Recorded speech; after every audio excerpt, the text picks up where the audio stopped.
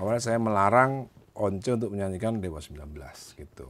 Once pertama yang ngotot, berani beradu argumentasi di publik dengan Ahmad Dhani. Nah, itu kan udah kemajuan gitu kan. Nah, dan tidak ada statement saya yang menyerang LMK. Nggak ada statement saya. Kalau dilihat jejak-jejak digital nggak ada. Yang pasti nih, yang bisa saya pastikan, LMK akan berbasis IT. Udah nggak mungkin lagi blanket lessons yang diomongin sama LMK. LMK itu udah nggak mungkin lah. Out of date. Primitif. Oke.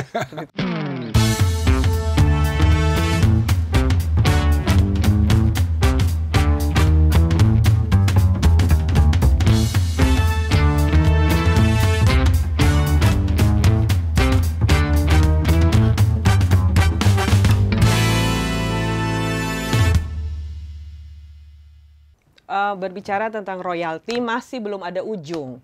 Setiap hari masih ada ketakutan di publik bahwa mendengarkan lagu ini bagaimana ya. Hotel-hotel bertanya-tanya, kafe bertanya-tanya, event bertanya-tanya. Semua karena satu kata, royalti. Dan kalau saya bilang royalti, kira-kira siapa yang terlintas dalam pikiran masyarakat? Kalau bukan Mr. Ahmad Dhani Prasetyo. Mr. Royalti nih. Apa kabar Mas Dhani? Baik. Nampaknya perjalanan royalti ini udah ada kemajuan ya?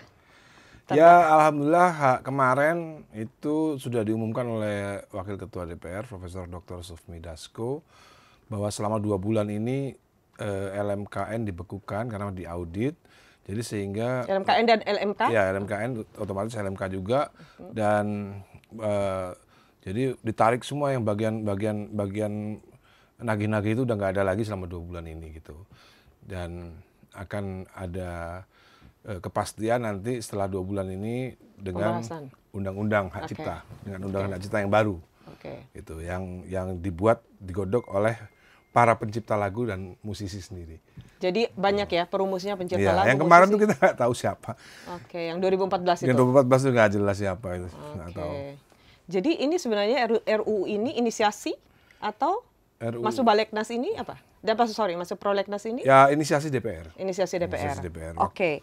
Kemarin kan Wakil Ketua DPR menyampaikan bahwa diberi waktu 2 bulan. Yes. Tapi sampai sekarang juga belum ditentukan siapa atau AKD apa yang membahas. Komisi 10 kah? 13? 13. Kemarin kita rapatnya Komisi 13.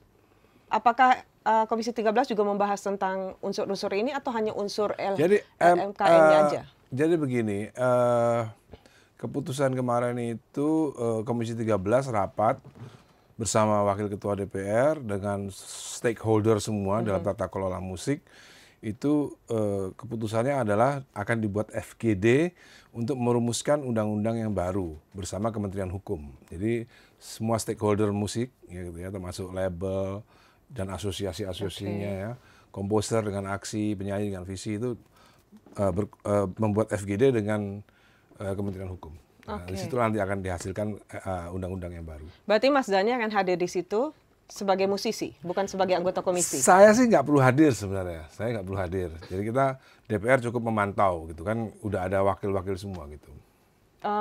Tersampaikankah aspirasi yang diteriakan Mas Dhani ini sekian lama? Sebenarnya kan bukan aspirasi saya, itu kan aspirasi semua pencipta lagu. Iya, tapi yang paling vokal berteriak dan berjuang itu kelihatannya kan Mas Dhani membawa teman-teman yang lain. Ya kebetulan karena saya sekarang di DPR gitu kan, jadi ya mereka lebih mudah lah untuk bergerak gitu ya. Oke. Mas Dhani ngikuti nggak bahwa keadaan sekarang ini berbeda dengan ketika pertama kali Mas Dhani memunculkan isu royalti ini? Pertama kan responnya itu bagaimana? Seingat saya itu 2023 bulan April, bulan puasa tuh saya ingat. Awalnya itu ketika saya melarang. Itu belum jadi DPR ya? Belum. Oke. Awalnya saya melarang Once untuk menyanyikan Dewa 19 gitu. Jadi di situ Once pertama yang ngotot, tapi akhirnya dia sadar juga. Kayaknya gua yang salah nih gitu. Udah pernah ngomong heart to heart? Belum, cuman kan kelihatan. Ada sinyal-sinyal untuk itu. Kelihatan awalnya kan dia masih ngotot, berani komen di publik ya, berani beradu argumentasi di publik dengan Ahmad Dhani. Nah, itu kan udah kemajuan gitu kan. Nah, tapi kayaknya dia kapok kayaknya. Kapok. Artinya tidak lagi menyanyikan. Tidak lagi menyanyikan dan tidak lagi berkomen di publik. Kayaknya nggak semua orang tahan dengan omongan netizen. Oke, gitu ya. Oke, tapi kami juga melihat respon publik yang tadinya begitu keras terhadap Mas Dhani karena dianggap bahwa semua keadaan musik kita ini awalnya baik-baik saja sampai akhirnya muncul Ahmad Dhani dengan omongan royalti ini akhirnya di mana-mana jadi kacau. Ya karena ada netizen yang tidak mengikuti pemberitaan dari awal gitu. Karena sesungguhnya yang saya teriakkan dengan apa yang terjadi sesungguhnya berbeda. Yang saya teriakkan kan adalah tata kelola konser yang saya teriakkan, di mana komposer itu tidak pernah mendapatkan royalti dari semenjak Undang-Undang Hak Cipta itu berlaku soal komposer fee konser gitu. Komposer fee untuk konser ya. Itu belum pernah ada sejak 2014. Sampai sekarang tuh masih nol lah kira-kira gitu ya. Belum pernah ada. Jadi siapa yang harus disalahkan? Nah, sampai sekarang itu juga belum ada yang minta maaf atau belum ada yang bertanggung jawab. Total kerugian kita miliaran yang tidak diterima oleh komposer dalam tata kelola konser musik. Itu yang awal saya teriakkan kan itu. Tapi kemudian LMK juga tiba-tiba tajam dia ke restoran, ke kafe gitu kan. Sebenarnya nggak ada hubungannya tuh, LMK sama saya itu nggak ada hubungannya sebenarnya. Karena Mas Dhani meneriakan untuk konser. Konser gitu. Dan tidak ada statement saya yang menyerang LMK. Nggak ada statement saya. Kalau dilihat jejak-jejak kecil nggak ada. Saya cuman ini konser menurut saya memang bukan domainnya konser. Meskipun di dalam PP 56 itu ada perintah undang-undang untuk penarikan royalti itu dilakukan oleh LMK. Tapi menurut saya sebenarnya itu bukan domainnya LMK. Panjang itu nanti diceritain. Nanti di anu aja deh. Apa istilahnya itu? Pansus apa? Tidak? Enggak, bukan.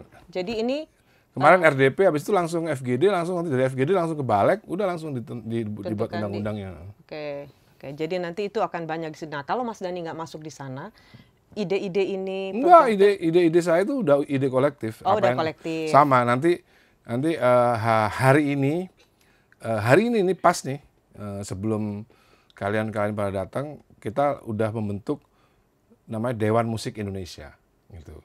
Entah di bawah Kementerian Kebudayaan atau di bawah Presiden langsung. Gitu. Yang akan diketuai oleh Indra Lesmana. Oh, jadi perjalanan royalti ini ada kemajuan. Oh, sangat. Iya, terutama dengan tadi malam pun ada sekarang beginilah, sejak kapan ada LMK diaudit kan nggak pernah, baru kali ini. Iya, Ya, selama pemerintahan Pak Jokowi kan selama 10 tahun nggak ada itu. Oke. Nah, itu ada yang menarik tuh ketika tiba-tiba habis Ahmad Dhani berbicara tentang royalti, LMK itu tajam banget. Tajamnya bukan ke konser kan? Iya, tapi masuk ke kafe-kafe. Bahkan ada satu hotel syariah di Mataram itu didatangi orang pajak untuk menagih pajak karena memutar murotal Quran. Nah, sampai segitunya. Makanya itu makanya saya pertanyakan, kenapa kok LMK itu tajam ke kafe dan resto tapi tidak tajam ke penyanyi? Itu yang menjadi pertanyaan besar kan itu saya kan. Oke. Selama ini akhirnya kok tiba-tiba LMK tajamnya ke kafe, ke resto, bahkan menuntut mie gacoan waktu itu kan. Nah, itu kan gara-garanya. Tapi soal konser yang harusnya menjadi tugas mereka nggak tajam kepada penyanyi.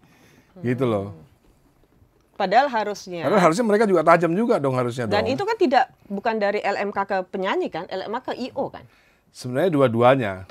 Jadi ada pendapat sebenarnya soal interpretasi soal undang-undang. Jadi di dalam undang-undang itu pengguna itu memang nggak jelas IO atau penyanyi.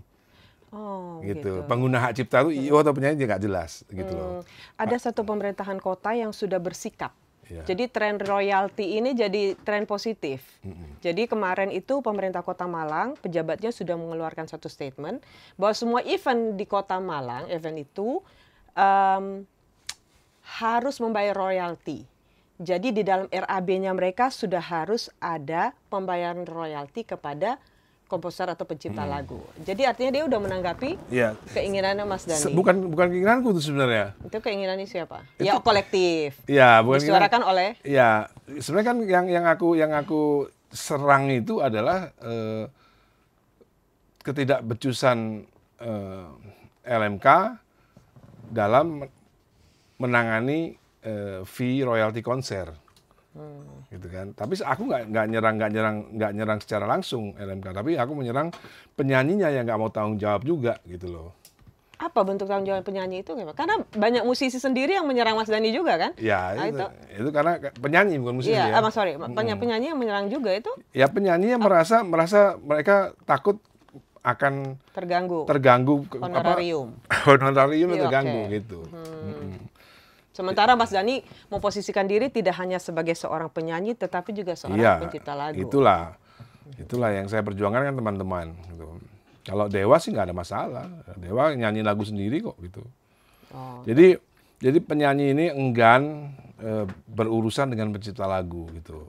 Padahal situasinya kadang-kadang kasihan ya. Banyak Iya, pencipta itu lagu yang membuat saya agak kesal dan geram kan itu gitu. Jadi seolah-olah penyanyi komposer itu tidak ada hak lagi atas lagu yang mereka nyanyikan gitu. Itu soal interpretasi soal tadi itu pengguna. Jadi penyanyi itu merasa mereka tidak disebut dalam undang-undang. Jadi mereka tidak mau disebut pengguna. Terus siapa pengguna ini? IO. Padahal di dalam undang-undang dasar itu kalau kita pakai logik ya, kalau logik kita nggak bermasalah, kalau logik kita nggak bermasalah itu di undang-undang tuh yang ditentukan royalty fee-nya kan penyanyi dan pencipta. Tidak disebutkan fee-nya IO, nggak ada. Jadi sehingga secara otomatis kalau kita pakai logik yang baik, ya. yang baik ya pengguna itu ya penyanyi gitu loh. Meskipun yang bayar bukan mereka, ya kan? Tapi kan tugas mereka untuk minta bayaran kepada IO untuk bayar menambahi kepada komposer gitu. I see. Jadi begitu. Jadi di dalam undang-undang itu ada namanya komposer dan pengguna hak cipta. Penyanyi tidak mau disebut sebagai pengguna gitu. Padahal duitnya paling banyak terimanya dari keuntungan daripada hak cipta itu gitu loh. Nampaknya kalau soft spoken begini dapat diterima oleh publik dengan nikmat. Mas Dhani kan kalau ngomong kan Enggak juga. Gimana? Soft spoken juga nggak bakal terima. Karena? Ya karena common sense-nya nggak jalan. Common sense-nya nggak jalan gitu. Sekarang kayaknya lebih jalan deh. Mungkin butuh waktu aja. Betul. Ya bukan masalahnya. Mereka didukung oleh Kementerian Hukum yang juga sama, Dirjen Haknya juga sama. Sama dalam artian? Sama logiknya juga ada masalah gitu loh. Makanya sekarang kita tanya, apakah IO itu disebut dalam undang-undang? Tidak ada. IO nggak pernah disebut dalam undang-undang. Nah, itu diinterpretasikan melalui PP 56 yang bermasalah itu. Gitu loh. Kalau kita, penyanyi ini maunya PP 56 tetap berlaku. Penyanyi ini yang tergabung dalam visi maunya PP 56 ini yang benar, nggak bermasalah, jadi diteruskan. Ya kalau diteruskan, otomatis pengarang lagu juga nggak dapat duit terus, komposer, gitu loh. Oke. Jadi rasionalisasinya begitu. Dan saya tidak akan merubah pendapat saya bahwa penyanyi yang tidak minta izin itu tetap maling buat kami. Gitu. Izinnya kemana? Izinnya ke komposernya dong. Gitu. Jadi setiap nyanyi dia izin ke komposer. Bukankah dia membayar itu udah? Enggak harus. Jadi di dalam undang-undang itu izin itu izin itu adalah pasal 9 Undang-Undang Hak Cipta itu izin sendiri. Lisensi sendiri, bayar sendiri lain lagi teknisnya gitu. Yang wajib itu izin. Jadi nanti kalau ada di pasang aja pasal 9. Nanti di situ tulisan wajib meminta izin gitu. Wajib meminta izin ini langsung atau bisa lewat LMKN tempat bisa dia LMKN, membayar? Bisa LMKN, bisa langsung juga bisa. Bukankah membayar itu sudah bagian dari salah satu bentuk permohonan izin? Ini lain, kalau dalam hal konser beda. Dalam hal konser beda. Misalnya karaoke, di pasal 23 itu boleh tanpa izin yang penting bayar. Oke, kalau konser? Pasal 23, ya. Misalnya pasal 23, itu yang ada hubungannya dengan layanan publik. Konser itu menurut saya bukan layanan publik. Layanan publik itu di mall, orang nggak mau dengar tapi dengar. Kalau konser kan orang harus beli tiket. Ya, itu nah ini yang membedakan interpretasi antara kami dan mereka yang nggak ketemu antara layanan publik. Mereka menganggap konser ini layanan publik, padahal nggak nyambung gitu loh. Yang dipungut LMK itu ya yang layanan publik. Misalnya di karaoke mau nyanyi lagu karaoke kan kan repot kalau mau nyanyi karaoke harus minta izin penciptanya kan. Maka itu pasal 23 berlaku. Tidak perlu izin, yang penting bayar gitu. Karaoke-nya bayar kan, karaoke bayar ke LMK. Nggak perlu minta izin gitu. omong-omong masalah bayar, salah satu yang sudah membayar dengan keadaan yang karut-marut ini adalah Migacuan, sebanyak 2,2 miliar, uang besar itu. Ya, itu kira-kira distribusinya bagaimana? Ya itu makanya saya juga sangat menyayangkan kenapa kok harus membayar dan seolah-olah itu adalah sesuatu yang terpuji atau wow gitu. Setelah itu kan orang akan bertanya kan, itu kemana bayarnya gitu loh. Oke. Kan saya selalu nyontohkan misalnya Migacuan, dia ngeplay lagu Dewa, dia ngeplay lagu Padi, Salon Seven, dia nggak pernah ngeplay lagu Raja. Tapi dari 2,5 M itu nanti masuknya ke Raja juga, masuknya ke lagunya Meli juga gitu loh. Padahal Migacuan mungkin nggak pernah nyetel lagunya Meli. Ya, dan dia bilang sendiri bahwa saya juga udah lupa lagu-lagu siapa yang sudah seteli. Jadi sistem blanket itu emang kemarin seperti yang dibilang Indra Lesmana, yang pasti nih, yang bisa saya pastikan, LMK akan berbasis IT. Udah nggak mungkin lagi blanket lessons yang diomongin sama LMK itu udah nggak mungkin lah. Menurut Indra Lesmana itu adalah cara 100 tahun yang lalu dalam mengumpulkan royalti, blanket license. Ya. Out of date. Primitif. Oke, lebih parah lagi itu. Primitif. Oke, Mas Dhani kan sekarang tidak lagi sekedar seorang musisi yang legend ya, tapi juga seorang pejabat publik. Sebagai anggota DPR RI yang punya hak bertanya kepada pemerintah dan seluruhnya. Tanya dong, kira-kira 2,2 ini kemana aja biar publik itu dapat jawaban. Kasihan saya. Kesian kenapa? Pasti nggak bisa jawab. Gitu. Terus bagaimana mempertanggungjawabkan 2,2 miliar yang baru dari Migacuan? Nggak tahu saya. Ya. Nggak tahu orang. Ya maksudnya. Apa nanti kan audit ini? Ya mungkin juga. Diserahkan ke audit ini.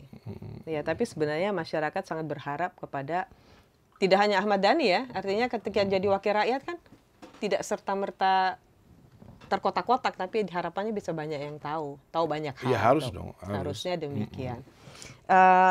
Bicara tentang menjadi wakil rakyat ini, kayaknya Mas Dhani ini melakukan sesuatu, ya, membawa aspirasi komunitasnya di tahun pertama loh. Jadi begini loh, jadi banyak yang nggak tahu, netizen tuh nggak banyak yang tahu kan, di DPR itu ada 13 komisi ya. Iya. Jadi kadang-kadang ada aja netizen tuh. Harus tahu semua. Enggak, Mas Dhani kok ngurusin musik aja gini. Emang ya saya nggak bisa ngurusin tambang, itu bukan komisi saya. Saya nggak bisa ngurusin energi netizen gitu. Saya nggak bisa ngurusin yang namanya pertahanan keamanan, itu komisi 1. Saya nggak bisa ngurusin polisi, kejaksaan, itu komisi 3. Saya nggak bisa ngurusin bank, maaf, itu bukan komisi saya. Jadi netizen juga harus belajar soal di DPR itu ada komisinya masing-masing gitu. Ya. Tapi bisa disampaikan dong ke koleganya. Bisa. Ya. Enggak, maksud kami adalah tidak banyak anggota dewan dari profesi sebelumnya yang bersuara untuk komunitasnya. Ya, jadi kayaknya Mas Dhani begitu masuk ini udah membawa suara. Belum setahun ya? Belum setahun. Nah, kita menunggu langsung nih. diobrak-abrik. Iya. Sampai ada yang bilang who let the dogs out. Iya toh. Yang tadinya sepi-sepi tiba-tiba menjadi sangat ramai, gemuruh gitu. Tapi baguslah gemuruh ini semoga ada ujungnya. Harus ada ujungnya. Nah, sekarang pertanyaan kami adalah di dalam RUU ini berapa banyak pasal yang mau diotak-atik?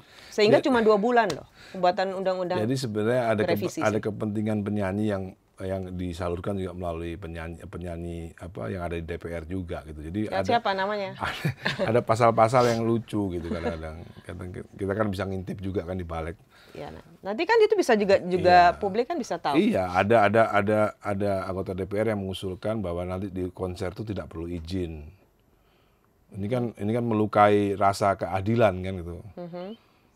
Tapi bayar aja atau tidak perlu izin dan tidak perlu bayar? Ya saya nggak tahu. Jadi nanti mungkin mau teknisnya mau dibayar mau dipakai cara PP atau permen yang lain-lain ya. Tapi yang jelas itu nggak mungkin bisa terjadi bahwa tidak perlu izin itu nggak mungkin bisa gitu loh. Karena apa? Karena itu hak cipta tidak hanya menyangkut musik, juga menyangkut yang lain kan, paten dan lain-lain. Bayangin aja kalau orang mau bikin pabrik terus nggak perlu izin yang punya paten kan. Jadi itu tadi, meskipun sarjana hukum kalau logiknya nggak bagus, ada masalah dengan logik, nah itu jadi misleading. Iya. Repot juga kita untuk menjelaskan gitu. Oke. Ada lagi yang mengusulkan anggota DPR juga mengusulkan bahwa penyanyi original nanti tidak dikenai hak bayar royalti maupun izin. Kan lucu. Kepada komposer? Iya. Karena dia penyanyi original. Karena dia ya? dianggap mempunyai andil dalam mempopulerkan lagu itu gitu. Itu kan lucu gitu. Siapa tuh? Ada deh. Oh. Seseorang yang punya masalah dengan logik. Kita udah tahu inisialnya. Oke, Mas Dhani, kita kembali lagi urusan royalti ini. Proses sudah ada nih. Mulai ada rancangan undang-undang yang dirancang, yang mau direvisi, udah diberi batas waktu 2 bulan. Ya, targetnya apa? Targetnya ini apa? Kalau dari targetnya komposer akan lebih makmur. Dijamin tuh komposer, pemain band, musisi akan lebih makmur gitu. Lebih sejahtera. Lebih sejahtera karena memang potensinya itu besar, potensinya. Apalagi, jadi ini hanya semata-mata ekonomi atau penghargaan? Tentunya ya ekonomi tentunya, yang pasti ekonomi. Jadi kemarin Bapak Profesor Dr. Sufmi Dasko juga mengumumkan bahwa nanti tidak ada lagi konser yang dapat izin dari polisi sebelum itu saya baca. Semuanya beres, sebelum royalti beres, pembayaran ke pembayaran ke pencipta. Oh, karena IO kan yang ngadain kan gitu. Iya, I know. Tapi kan yang mengajukan izin ke polisi kan IO. IO iya. Jadi IO nggak bakal dapat izin selama dia belum membayar kepada pencipta lagu. Oke, makanya tadi saya sampaikan ada pemerintah kota yang udah minta di dalam RAB harus ada. Nanti itu menyeluruh, bahkan itu akan menjadi perintah Kapolri nanti. Gitu. Oke, jadi artinya mulai terintegrasi ya. Ya. Jadi tidak parsial. Oke, jadi dalam waktu 2 bulan ini Pak Sufmi Dasko menyampaikan, ayo lanjutkan kehidupan. Ya. Normal biasa. Normal biasa, putar lagu dan sebagainya. Tapi kan ini pernyataan verbal. Ya, apakah itu bisa jadikan pegangan? Bisa dong, bisa. Ya, ntar kalau kadang-kadang kita di publik udah, ini kata Pak Dasko begini, tapi kan kita begini, bicara undang-undang. Kan begini, LMKN itu bekerja berdasarkan legal standingnya dari Kementerian Hukum. Oke. Nah, kalau Kementerian Hukum udah menarik fungsi mereka dan kewajiban mereka kerja ya nggak ada. Di-freeze ya dalam 2 bulan ini. Di-freeze dalam 2 bulan ini. Oleh Kementerian Hukum. Nanti begitu dibuka lagi dia balik deh ke sini. Dibuka lagi dengan undang-undang yang baru dong. Oke. Dengan LMK yang baru pasti. Oh, ini nanti ada. Itu pasti LMK-nya baru. besar-besar. LMK-nya pasti ada yang baru. Mas Dhani, kita tahu ngikuti kan masalah Agnes Monica yang oleh kasasi dimenangkan. How do you feel?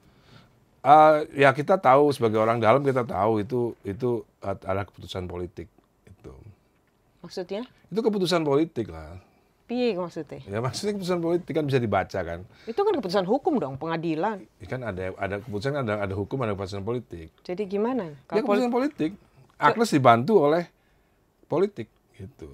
Kan kelihatan dari Komisi 3 yang menyalahkan hakimnya kan.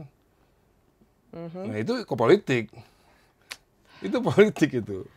Itu politik. Jadi, kalau DPR udah ngomong kan nggak boleh politik atau apapun kan tidak boleh mengintervensi. Kan hukum itu harus independen and equality before the law. Ya, harus belajar sama Profesor Mahfud MD. Gitu ya. Bentar, berikut ya episode kita berikut, insya Allah. Oke. Jadi, tapi sebagai pribadi, sebagai seorang Ahmad Dhani yang berjuang membantu Aribia segitunya ya, it's not for you yourself ya, tapi ya nggak ada masalah. Yang penting kan outputnya nanti jadi lebih baik kan. Oke. Jadi Aribia saat ini tidak menerima itu, tetapi ke depan kan masih ada PK regulasi. Juga kan? Ada pengajuan kembali, peninjauan kembali? Iya dong. Oleh Aribias. Oke. Harus. Ada politis juga di dalam. Iya, memang politis. Oke, ya. Jadi Agnes and the gang juga visi dan lain-lain dan pengacaranya nggak usah sok gaya-gayaan. It's not over yet. Bukan, ini keputusan politik gitu loh. Oh, artinya. Artinya ya jangan gaya, ini politik. Ini artinya pemerintahan kami Gerindra menolong Agnes, menyelamatkan Agnes, gitu. Gitu ya. Iya. Oke. Selalu menarik ketika berbicara dengan Ahmad Dhani karena apa yang dipikirkan, dirasakan, disampaikan sejalan. Selalu sinkron antara hati dan mulut. Gitu ya, dan pikiran. Iya, dan jadi pikiran satu, ya. sinkron. Ya, jadi kalau bisa dia disuruh rodok soft spoken, itu agak bertentangan Tergantung. dengan tergantung Tergantung, momentum dan di mana ya gitu ya. Oke, Mas Dhani, kita juga agak keluar dari royalti nih, bahwa bagaimana rasanya dengan menjadi seorang musisi atau seniman yang agak bebas dan merdeka, kemudian menjadi seorang politisi yang every single word-nya diawasi, setiap katanya, setiap Iya, langkah. itu ada Culture shock atau? ada culture shock juga, ada culture shock juga pasti, karena yang dulunya Bang Dasko itu kawan politik, ternyata sekarang pimpinan, Atasan. ya Iya. kan? Yang dulunya Mas Budi Jiwandono itu kawan politik, sekarang jadi pimpinan fraksi, gitu. Jadi sekarang ada rules baru Oke. yang awal-awal memang agak gelagapan, agak gedandapan bahasa Jawanya gitu. Tapi lama-lama ya Menyesuaikan. menyesuaikan. Oke, ada nggak perbedaan ketika mengetik di media sosial sekarang sebelum jadi anggota DPR dan setelah jadi anggota DPR? Dari segi tulisannya sih sama ya, font-fontnya itu sama saya perhatikan dari dulu. Ya sih nggak ya gini. Pertama kali kita rapat DPR, pertama kali kita rapat di fraksi ya, rapat fraksi. Salah satu poin penting itu adalah ditegaskan bahwa kita adalah partai penguasa. Itu apapun statement itu tidak boleh bertentangan dengan pemerintah. Oke. Gitu. Menarik, sama Mas Dhani ini menarik. Omong aja, kita menikmati kok. Iya, ya kalau misalnya boleh ngomong ya boleh ngomong gitu kayak. Bebas-bebas Misalnya kayak sekarang OTT Menaker gitu ya. Cuman kan saya itu di politik itu nggak terlalu genit gitu loh. Jadi kalau nggak penting. Maksudnya apa itu? Ya nggak terlalu banyak statement yang genit gitu loh. Anggota DPR yang genit kan juga ada beberapa. Semua dikomentarin. Oh, artinya banyak responsif. Itu namanya kegenitan dalam politik. Terlalu responsif. Iya. Bukankah itu yang diinginkan publik? Artinya cepet, kalau ada sesuatu responsif lah. Gitu. Ya itu, kalau saya nggak terlalu Oh gitu, oke. Tapi menarik ya melihat gitu-gitu. Bukan, kadang-kadang saya tuh jarang nerima podcast sih. Oke, makanya kami terima kasih banget. Iya, ini karena Nanda aja. Thank you so much. Jadi ceritanya memang dunia ini berubah. Dulu saya tuh diundang di video legendnya Mas Dhani, belum terwujud. Sekarang Mas Dhani baik banget mau saya undang ini. Kami tim oratornya pengen terima kasih. Nah ini terlepas lagi nih dari di sisi-sisi lain, salah satu kemampuan dari ciri-ciri pemimpin adalah punya kemampuan mempengaruhi ya dan memanage apa yang dia pimpin dengan baik. Membangun dewa sekian lama ya dari zaman kita ya. Sampai anak-anak sekarang yang manggil Om, ya masih dengan lagu-lagu yang sama. Terbaru kemarin di acara ulang tahun anaknya AHY, Menteri AHY, itu kita lihat yang hadir itu kan teenagers. 17 tahun. Iya, mereka tahu banget lagunya Dewa. Hafal ya. Iya hafal. Tapi itu belum. Itu di maintain atau? Itu masih nggak seberapa. Effendi Simbolon mau undang Dewa, anaknya SMP perpisahan. Jadi udah lebih bawah lagi. Itu gen apa? Lagi, gen apa ya warna itu? Anak kelas 3 SMP. Dari gen apa? X, Y, Z, Alpha. Terus Mas Dhani mau bilang apa tuh? Kita tanya sama AHY juga, emang Mas AHY sama Mbak Anissa ngajarin anak? Enggak. Jadi bapaknya tidak mempengaruhi. Mungkin nyetel-nyetel di rumah? Nggak tahu juga. Mungkin. Oke. Ya terus itu apa di-maintain oleh Dewa atau memang tidak ada band sebagus Dewa? Yang membuat anak-anak itu ingat? Banyak variabel. Dengar jawabannya. Banyak variabelnya sih. Okay. Kalau menurut saya pribadi ada banyak variabel. Nomor satu itu memang kami itu kan pekerja keras dalam membuat musik gitu ya. Okay. Jadi kita nggak pernah setengah-setengah dalam membuat musik. Ya itu salah satu hal yang kita tanam dan kita tuai sekarang. Okay. Terus kemudian kita banyak merejuvenate, meremajakan lagu-lagu dengan membuat master baru dengan penyanyi Firza, dengan penyanyi Elo, yang menjadikan itu semakin relevan dengan zaman. Jadi umur saya sekarang 53, Elo 43, Firza 33, ya kan? Jadi kan satu dasawarsa. Jadi Firza lebih sama Firza 2 dasawarsa ya kan. Iya. Lebih relevan gitu buat anak-anak sekarang gitu. Itu strategi yang nggak ada strategi, bukan strategi. Itu apa? Itu langsung saja memilih-milih begitu? Kalau Firza awalnya itu saya ngomong sama Andra masih mau ngeband nggak sampai usia 70, umur 70. Karena awalnya Andra tuh nggak mau ada penyanyi lagi Dewa, gitu loh. Oh, berakhir di Once. Jadi kan selama 10 tahun lebih kan kita nggak punya vokalis kan akhirnya kan, walhasil. Nah, terus aku WA, Andra mau, gitu katanya gitu, mau main band sampai umur 70 mau. Ya udah kalau itu kita cari kita Firza aja kita jadiin vokalis Dewa. Karena kan Untuk menjembatani. Enggak, bukan. Generasi. Bukan. Waktu itu nggak kepikiran untuk menjembatani generasi. Waktu itu nggak kepikiran kalau lagu kita akan disukai sama generasi muda. Waktu itu hanya kepikiran tetap main. Kita umur 70, penyanyinya masih fit umur 50.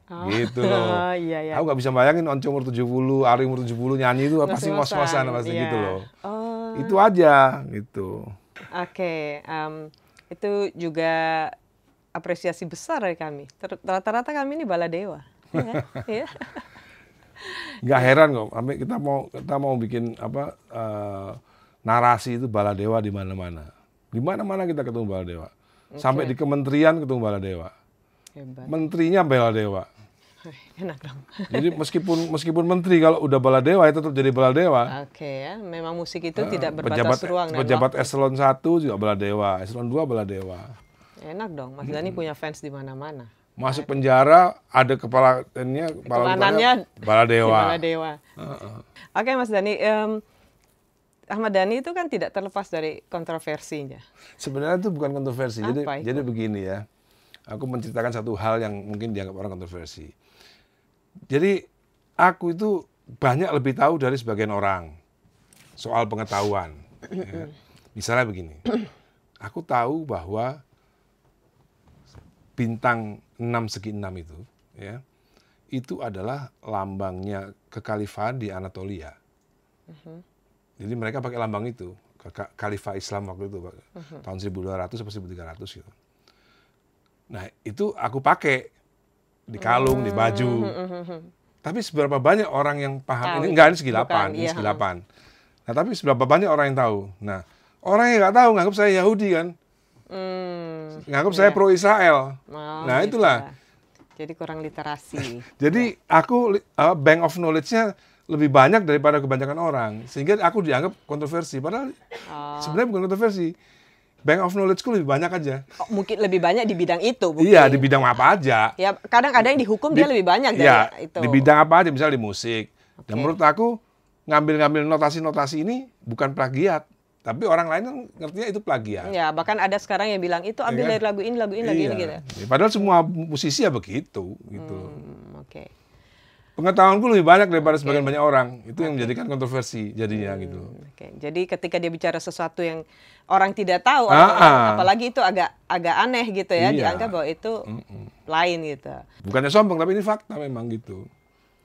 Biar sombong juga orang udah tahu. Mas Dhani, terlepas dari semua itu, kami senang sekali hari ini bisa ngobrol-ngobrol. Dan mudah-mudahan seperti yang tadi disampaikan, tidak suka hadir di podcast-podcast, tetapi untuk kami ada waktu dan kesempatan. Kami terima kasih. Sampai jumpa.